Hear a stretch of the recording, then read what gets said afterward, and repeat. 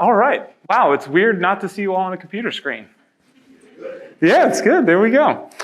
So we're doing a philosophical and pragmatic approach to sample roasting today. And part of the thought process behind this is back when I was doing a lot of teaching for the SCAA before it was the SC single A, one of the most popular classes was sample roasting. And I don't know whether it was everybody wanting to play on the cute little sample roasters or it was just something that people thought was missing from what they were doing. But I felt like it was something that was worth revisiting. And instead of just kind of doing, here's what you do, here's what you do, here's what you do, I really want to step back and take a philosophical look at it first. Just a little bit about my philosophy on coffee in general.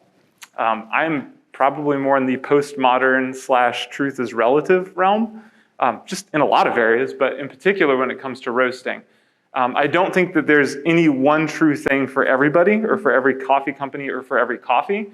And even when we do find something that seems really true, there's probably going to be an exception to that. So that's kind of the framework we're going to start with working on. And first, I really want to talk about what is sample roasting.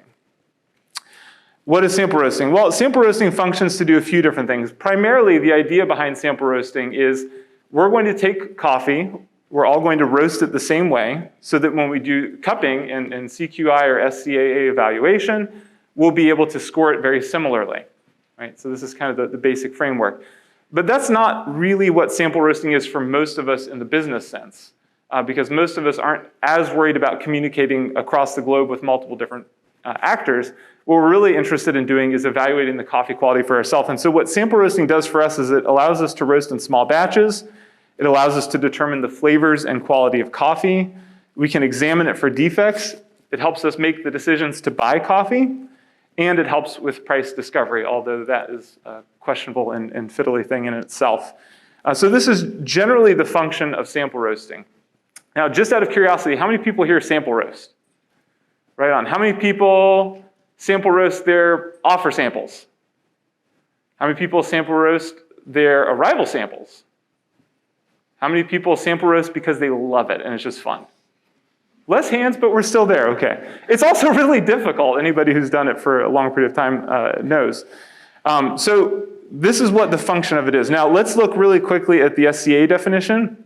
And this is pulled directly from their website, sca.coffee/research/protocols-best practices, right? The sample roast should be within 24 hours of the cupping and allowed to rest for at least 8 hours. So 8 hours post-roast, 24 hours somewhere within that range. The roast level for cupping shall be measured between 30 minutes and 4 hours after roasting, using it ground to SCA standard for grind at room temperature. And then you've got all the various different ones. I'll use Agtron primarily when we're talking because that seems to be the most universal. So cupping grind, Agtron Gourmet 63 is what you're aiming for.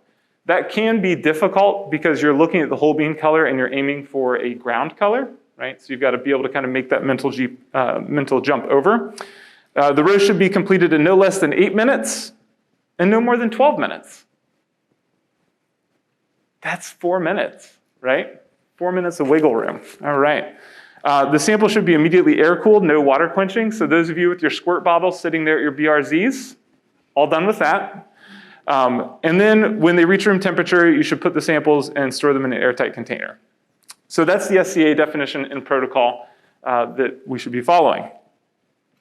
And the general goal is for us to buy the right coffee, right?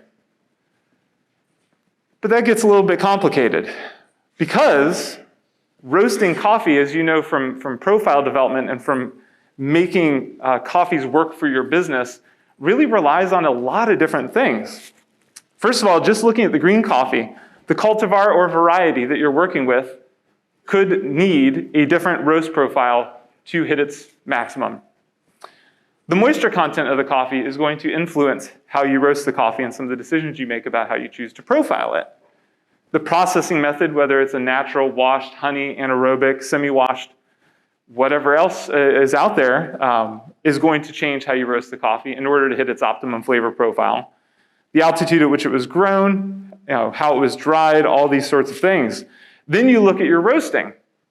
What roast speed did you hit? How fast did you get the coffee to get to first crack? How fast did the overall roast go? What was your development time? To what degree of roast did you end up taking the coffee? And not just the ground color, but whole bean as well. Whole bean does play a part in taste, even though ground might be a little bit more significant. And then it comes to how do you brew the coffee? Well, your coffee to water ratio, which is defined by the SCA as an 18:1, but most people don't do that. The grind setting that you're using, unless you're actually sieving it and checking to make sure that you're at SCA spec, that's going to play a role. The water quality that you're using, and then all of the other, the ellipses is just because I was out of space and really tired of listing brewing variables as well. There's a lot that goes into influencing the cupping spoon full of liqueur that you put in your mouth, right? That you use as your basis of evaluation of whether or not you want to buy the coffee, how the coffee tastes, what you think you should be paying for the coffee, all of those factors that we just discussed, all of the things that fit within the function. Where do you even put it in your lineup? Does it fit in your lineup? And so considering all of these variables, to buy the right coffee is very complicated, especially when we have a standard that is difficult to hit / not really tailored for each coffee. And I'll tell you a quick little story about that before we move on to unofficial things. Let's do unofficial things that was taught first, actually. Other things that aren't part of the SCA protocol but were commonly taught with the SCAA is that you roast all the coffees the same way, and this is to give fairness of evaluation, right? The problem is, with all the variables we just listed, is it really fair evaluation to take multiple different coffees of different cultivars, different processing methods, and roast them all the same way? Some coffees will do really well that way, and some coffees won't, right? For that particular roast style. And no need to take notes because this is not profile roasting. Now, the problem of not taking notes when you're sample roasting is that you don't have an interpretive framework to look at when you're actually doing the tasting. So if you had a sample roast that hit 1.5 minute development time, and you have another sample roast that hit only 1 minute development time, and you have no notes, you can't make heads or tails of the coffee that you're tasting. If one of them had a 14% weight loss and one of them had a 12% weight loss, and you just take it to the table without notes to look at to reference why the flavors came out the way they did, you're kind of going at it blind. And so not taking notes is really kind of a problematic approach. And yes, I can imagine the people that are on 4 to 5 barrels who are just churning samples day in and day out, they don't really have the time for that. But once again, I'm really more focused on us as roastery workers and owners and people that work in roasteries who are not probably using 4 or 5 barrel BRZ roasters and just churning samples all day long. So the story I was going to tell you is this. We were using an Ikawa for evaluation, and I had a sample roast profile. I'll just go back to the main screen here. I had a sample roast profile that I was using, and we would use it for all the Central American coffees that came in. And one of the lots that came in, this is back when I was working at NOSA, one of the lots that came in was from Timoteo Minas, who's a farmer that we've worked with for years and years at this point. And we cupped it, and it came out at like an 82. And I tried a couple different things with it, but not a lot because the sample size wasn't huge. And it still wasn't really improving in quality. And granted, there's 1,000 other things that could have happened in terms of maybe it wasn't rested enough, maybe this, that, or the other. We decided to buy the coffee, even though it was out of our specifications because of the relationship. And when the coffee landed, we roasted it on a production roaster, and it was easily an 86-point coffee that we almost rejected and almost kind of put our relationship in a bit of stress because the sample roast didn't work out, right? This is just kind of something that I think is symptomatic a lot of us potentially trying and tasting coffees that would actually be amazing and work really well for us that just don't quite fit because of what we did in the roaster. So there are some problems with this. So current limitations to the definition, 8 hours to 24 hours. It's a fairly big window. And as a lot of you know, some coffees actually taste better outside of that window, right? Anybody? No? All right, cool. Cupping grind, 63 Agtron. Right on. For some people, that's a little dark. For some people, that's a little too light. And once again, there are no rules. Everything's kind of wiggly gray area when it comes to what works for your business. If 63 Agtron is too dark for you, then you should probably be evaluating the coffee lighter. And if 63 Agtron is too light for you, then you should probably be evaluating it a little bit darker. Roast length, 8 to 12 minutes. For me, this is the one that's just absolutely mind-blowing. That's a 4-minute difference. That's huge. No roasting defects. Thank you. That's a good one. No water quenching, stored in an airtight container. This said if the music's too loud, the rest of that phrase goes, if the music's too loud, you're too old. I don't know if you've ever heard that expression before. I started teaching for the SCA in 2013. The standards were there a long time before I started. And then in 2022, the protocol hasn't changed despite our industry making tremendous moves. And I get it. It's hard to make a standard as an industry. This is no slight on the SCA at all, or the people that originally designed the protocol. It's just really hard to encapsulate everything that everybody's doing in the industry and make a standard that works for everybody, because it just ends up being a little bit too gray. Second thing, nothing happens in a vacuum. Profile impacts flavor. There's been some really cool research coming from Morten Munchau at Coffee Mind in Copenhagen, where they've been doing sensory panel testing and combining that with roast data. And he's been publishing it for free. So if you look up Morten Munchau and then like flavor profiling, you probably will find it pretty easily on Google. And no surprise to people who've worked in the industry for a long time. For a lot of us, I used to spurn color meters when I first started roasting because I was kind of an egotistical idiot. How many people here use color meters?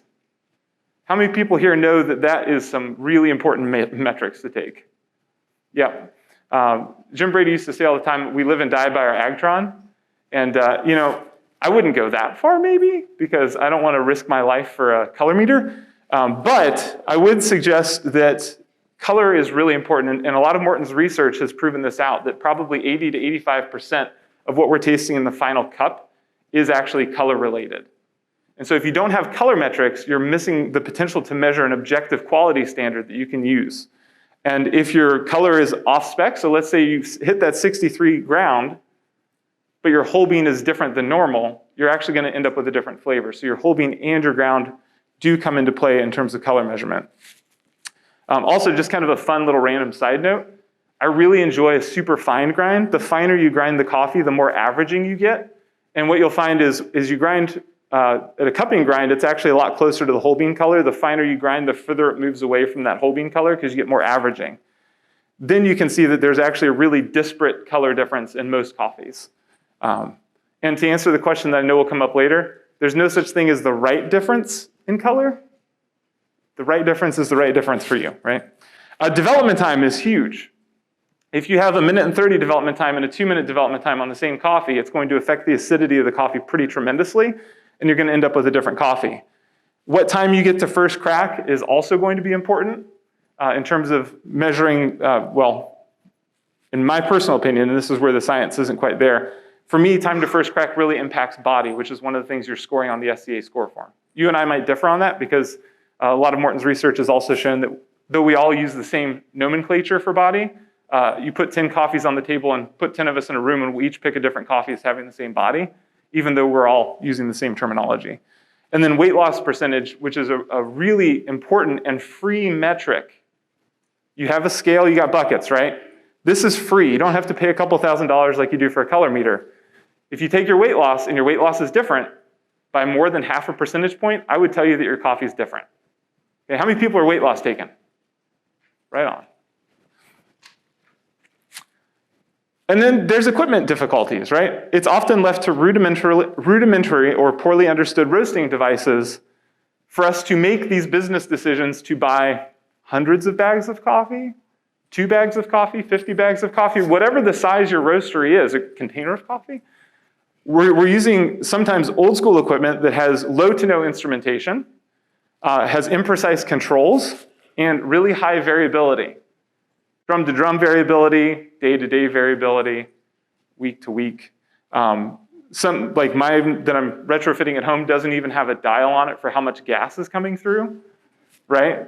And this is actually one that I worked on in Guatemala where we had that sort of situation. It took us, I think one day we spent 17 hours getting our sample roast protocol dialed in with their lab there and sample roasting all the coffees we were gonna cup the next day, just to kind of get a good system going.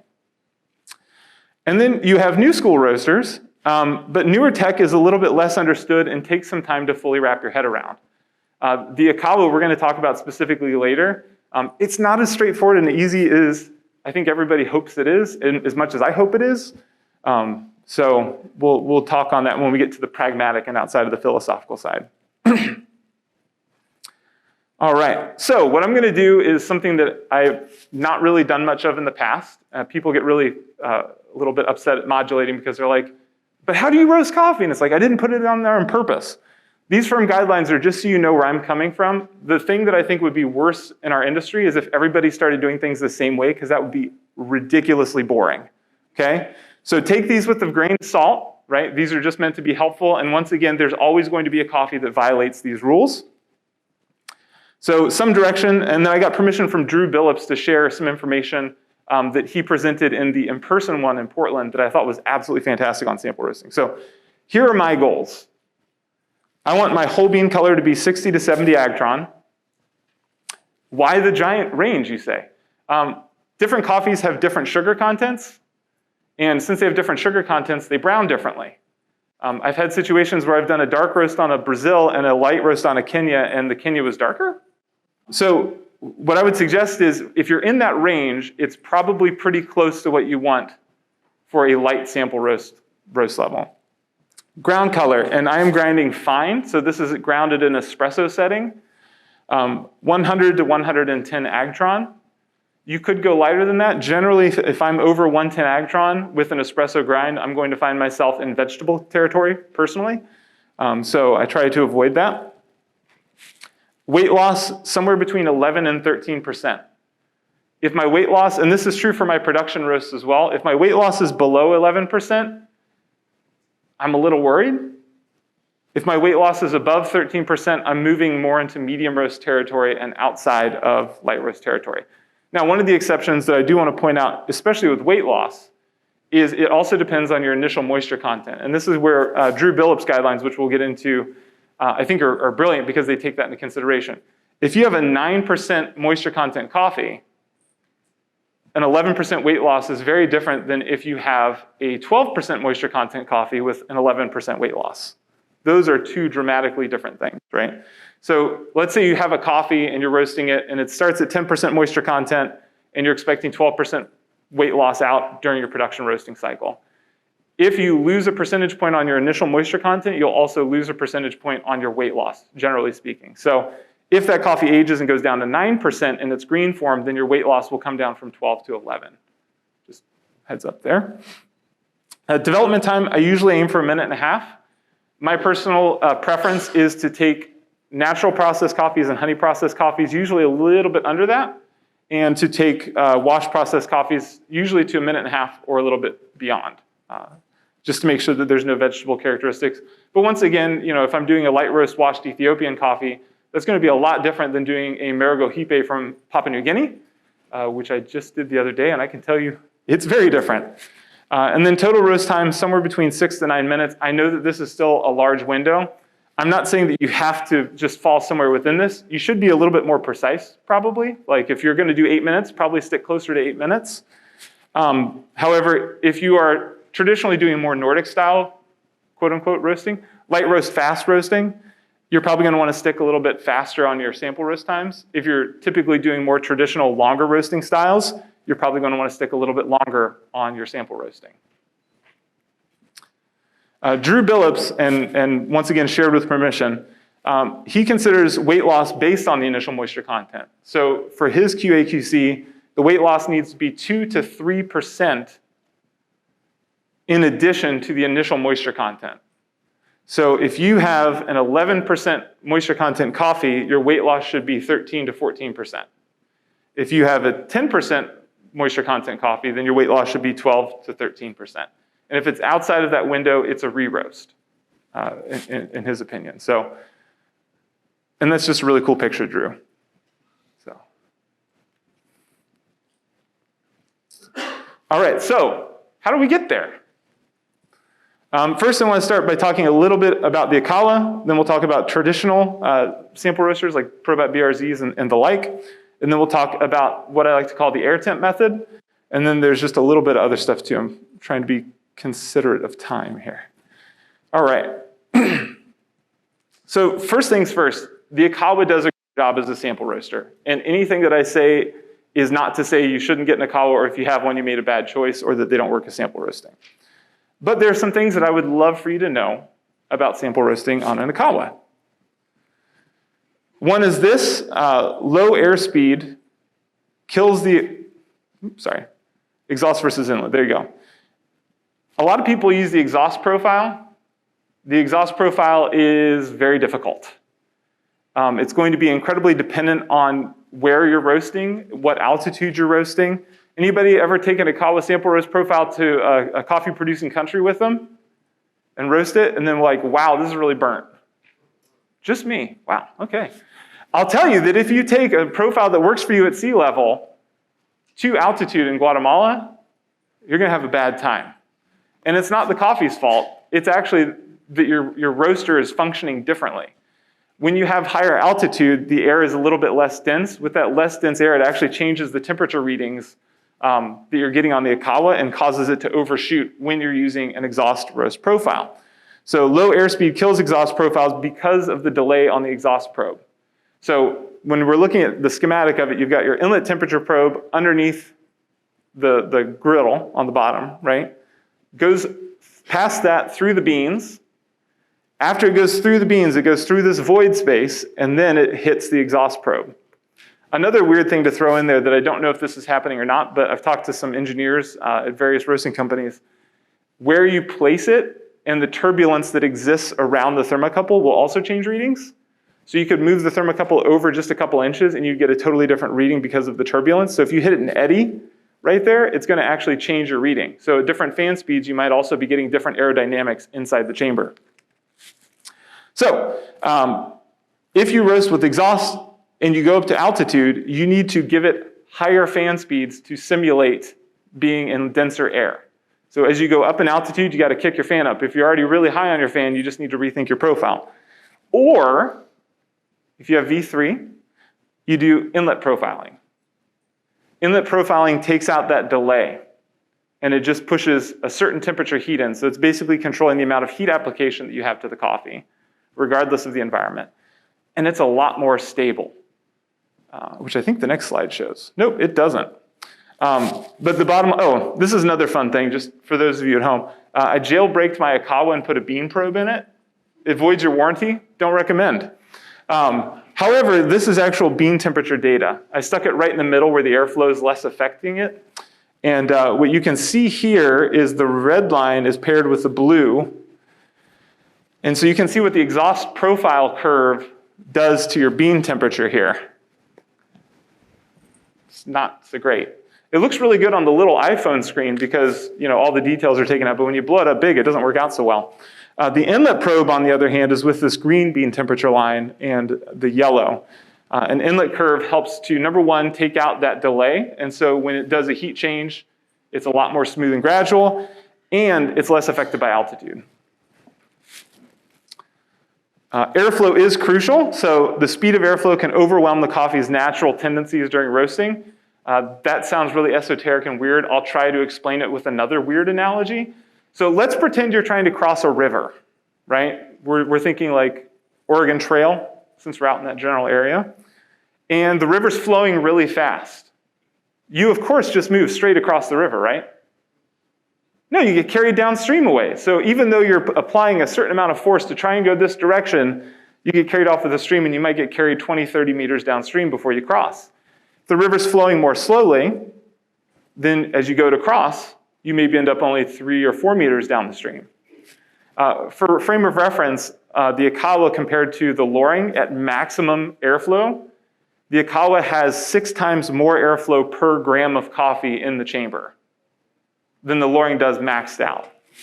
And this is really just, and that's the S70, which has the highest airflow of all of them. The bottom line is, when you're doing fluidized bed roasting, it's a different ballgame than drum roasting because of the sheer volume of air.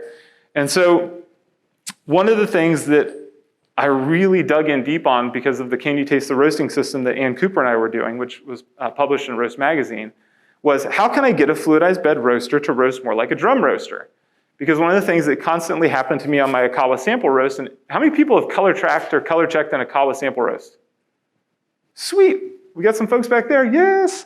Okay, so, and I think I know both of them. Interesting. What happens is the whole bean color is usually darker than you would expect for the same ground color.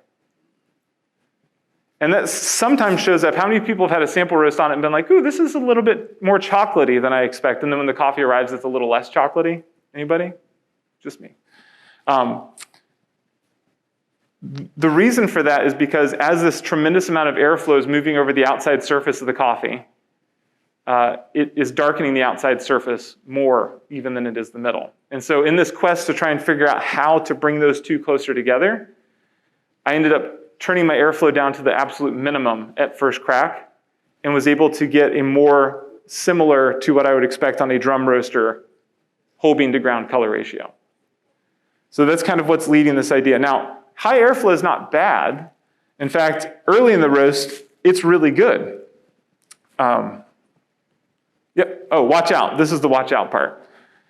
This is what I was kind of finishing up talking about earlier. So inlet temperature, this is driven by inlet temperature, and then we've got at 65%, 75%, and 85% fan speeds after 2.5 minutes. As you can see, it varies there. The reason is if you go too low at the beginning, the green doesn't spin. So that's kind of important. So after 2.5, 3 minutes, I make the airflow change. And with the same inlet, we're at 64.3 and 109.6 agtron. That's at the lowest fan speed. At 75%, we're at 64.9 and 109.5. And at the highest airspeed, 85%, we're at 66.5 and 109.1. So as you can see, there's no difference in terms of the output color. Despite the curve looking crazy different for the exhaust profile, the color came out the same. Okay? Now, over here, we're using the exhaust profile, and we're running an exhaust profile with 3 different airflows. And as you can see, the power application is totally different. So I have a laser pointer. Let's do that. There it is. So as you can, so I don't fall off the stage is frankly why I'm doing it this way. The inlet temperature peaks up to 257 degrees centigrade for the slowest fan speed to get the exhaust profile to hit the same curve. So basically that's like, hey, it's right before first crack, gun it, right? Which is the approach that this took here, whereas the other two are a bit more similar, and it shows up in the coloration. So here you can see that we are at the fastest fan speed at 66, 110. At 75%, we're at 65, 110. And at the slowest fan speed, we're at 60 and 92.6. So that is a almost 20-point drop in the ground color in terms of roasting darker just by turning the fan speed down. And this is functionally what you experience when you go up at altitude. Sorry, I got ahead of myself there. I forgot that I had these slides in there. So inlet curve, different airspeeds, no problem. Exhaust curve, different airspeeds, problem. All right, now fine for early in the roast. These aren't great roasts. I'm not saying you should do these, by the way. This is just to showcase something. So early in the roast, if you do need to do an exhaust profile curve, early in the roast, using higher fan speeds will actually take out some of that buffering because the air moves through faster. The inlet changes happen faster, and you actually get a little bit more control. So the blue line here is actually the highest fan speed. And what you can see happening is the PID is able to correct itself a little bit more easily than the others. When you get to the slowest fan speed, you have the highest amount of variation and wobble in the inlet temperature curve because the PID, the computer control, is having a really hard time with that delay. Okay? Now, in development, this is where I think that lower fan speed is really the most helpful. And it's really too small for you to see, but I'll read it to you out there. These are 2 different curves. One of them has lower fan speed and one of them has higher fan speed. And what you can see is for the lower fan speed, where is it? There we go.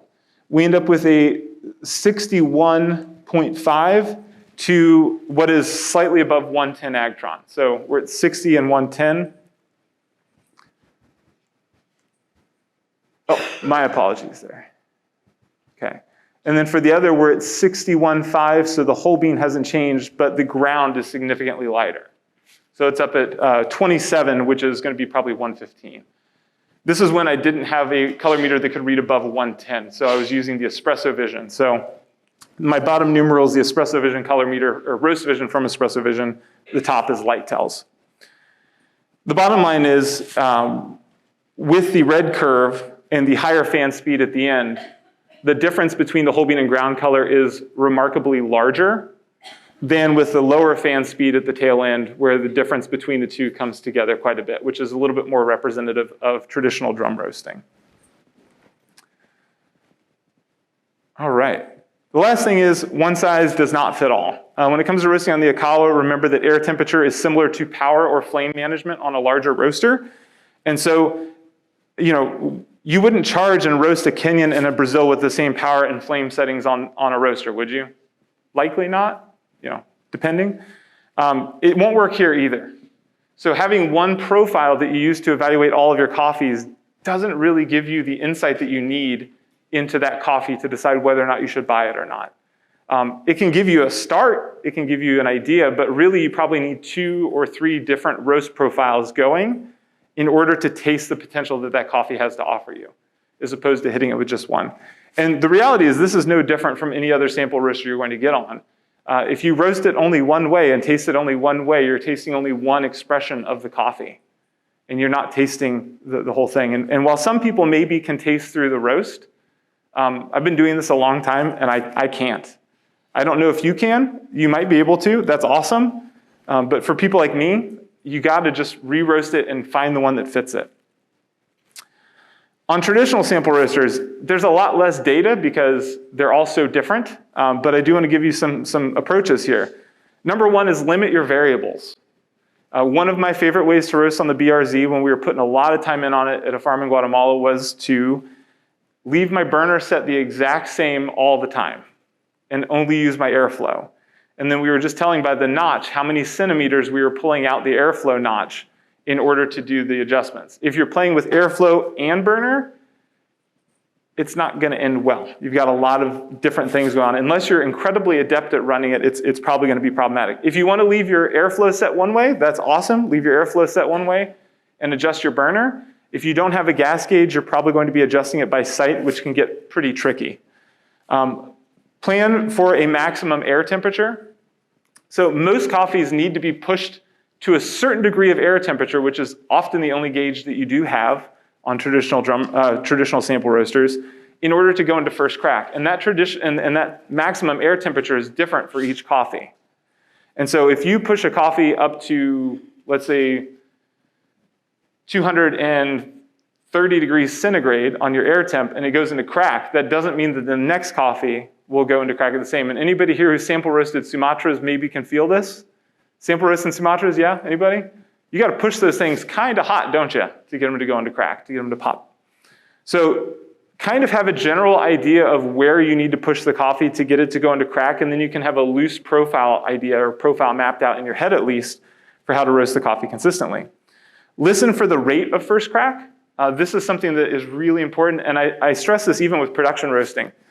If you can hear crack, if your machine allows you to hear crack, if you're going for a sample roast level, you shouldn't come into first crack and hear. If you hear that, you're going too fast.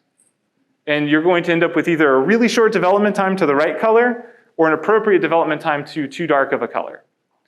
What I like to hear when I go into crack, and once again, these are all, it's whose line is it anyway, all the rules are made up and the points don't matter. But when I'm going into first crack and I'm doing a light roast or sample roast, what I want to hear is,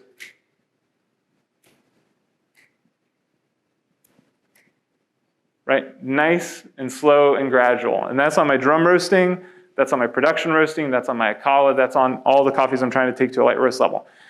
And fourth and final, always check your weight loss. It's a free metric. If you're not checking weight loss, start checking it today. Except you're probably not roasting today. If there are people roasting at home for you, have them start checking today. Otherwise, start checking when you get back for both your sample roasting and your production roasting. Anything outside of 0.5% weight loss is probably going to be a significant flavor difference on your production roasting. So if you're trying to match profile over and over again, you got to keep an eye out for that. And then finally, the air temp method, because some of us don't have the option of having a little adorable sample roaster to use, right? I like to roast samples on my 3 kilo. And the way that I do that is by keeping a somewhat steady air temperature by adjusting my burner a whole bunch, okay? Now, we get really wigged out when we think about adjusting our burner a lot up and down. We have to remember that the majority of roasting is actually airflow. So most of the heat transfer that's going to the coffee is actually air driven. And so if you're keeping your air temperature stable, even if you're adjusting your burner up and down, the coffee is experiencing the airflow more than it is your burner adjustments, right? So if your inlet temperature and your exhaust temperature are stable and flat, it doesn't matter what kind of dance you're doing with your burner, the coffee's not really experiencing that, okay? If you were to set, say, like a straight, flat airflow temperature, the coffee is going to start at room temperature, and it's going to accelerate more rapidly at the beginning, and then it's going to slow down as it approaches your air temperature. And that's because the greater the temperature difference, the faster the rate of heat transfer into the coffee. The smaller the temperature difference, the lower the rate of heat transfer into the coffee. And so you can use your air temperatures to control your roasting even if you don't have a bean probe. Because the concern is, if I throw 300 grams in my 3 kilo, it's just going to go crazy and go too fast. I charged to 400 Fahrenheit on my air temp. I dropped 300 grams in that thing, let it come down, and then by 3 minutes, I'm back up at 400 degrees. And then I slow climb to about 420 by 6 minutes. Usually I start hitting first crack right around 7-8 minutes. Then I'm listening for crack, and I'm making adjustments to my gas based on how fast crack is happening. And I'm able to sample roast on a potentially unideal situation by doing that. So these are just kind of fun examples here too. You can do this on the Akala. It just kind of works out interestingly. So if you have a flat inlet temperature at 240 degrees centigrade, with some coffees, you will never hit first crack. I let this blue one run out for almost 12 minutes with a flat inlet temperature of 240, and it was not enough to push the coffee into crack. So we got to color change at about 1.5 minutes, which is a little too fast, but we never got to crack. Now I take it up to 220. I take it up to 240, which is the red line, and I hit first crack at 3 minutes. So somewhere between those two, I could probably set it so that I have a flat inlet temperature, and the coffee will naturally get to first crack at a particular time and finish the roast. Right? You can do this on a drum too. Here you can see I brought my air temperature up, and this is with a full load, so it looks a little different. I brought my air temperature up and then held it flat, and I was able to get a 7-minute development time to second crack. Don't recommend doing it. This was really just to show that you can. With a drum roaster, remember there is going to still be some conduction, so eventually your lines will cross because there's going to be enough energy coming from the drum that eventually it'll just kind of overtake the air temperature. But you can use your air temperature to really, really, really control your descent into a light roast post first crack. All right, and some last things here real quick, and this is kind of more the philosophical end, and then we'll get to Q&A.